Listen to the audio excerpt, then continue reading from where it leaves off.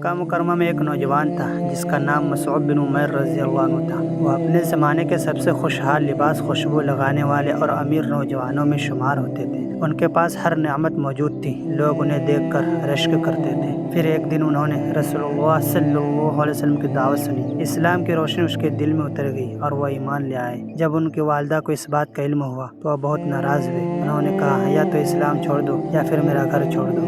مصعب بن عمیر رضی اللہ عنہ کے لیے یہ فیصلہ آسان نہ تھا۔ ایک طرف سے ماں کی محبت، دوسری طرف اللہ اور رسول صلی اللہ علیہ وسلم کی اطاعت، مگر انہوں نے اللہ کی رضا کو چنا۔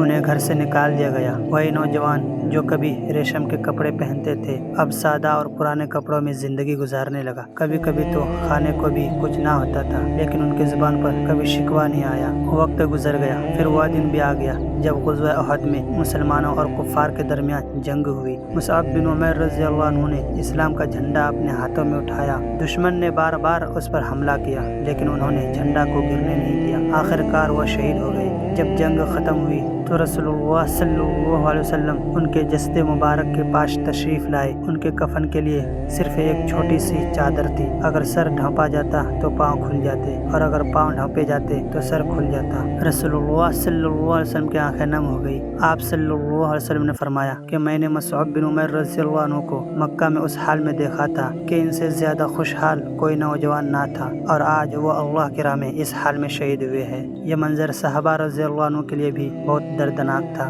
دنیا کی دولت، حسن و آزمائش ہمیشہ ساتھ نہیں رہتی، مگر اللہ کے لیے دیا گیا ہر قربان ہمیشہ باقی رہتا ہے۔ جو شخص اللہ کی رضا کو دنیا پر ترجیح دیتا ہے، اللہ تعالیٰ اس کا مقام دنیا اور آخرت دونوں میں بلند فرما دیتا ہے۔ اللہ تعالیٰ ہمیں بھی ایمان پر ثابت قدم رہنے اور دین کے لیے قربانی دینے کی توفیق عطا فرمائے۔